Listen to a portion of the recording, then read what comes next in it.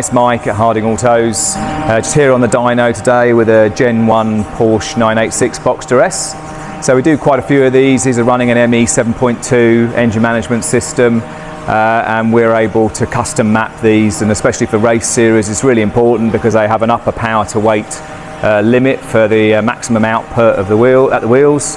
So our job is to make sure that when these cars hit track, they're bang on the maximum power output, so there's no issues with legislation and no issues with the organisers, and obviously at the end of it we do a printout. But yeah, being able to custom map these and actually play with the ignition and fuel tables allows us to dial these in, so we get the most out of the engine, best performance, but all within the regulations and within the limits. So this sort of OE mapping is a large part of what we do on the dyno, and it's a perfect example of what the dyno is used for.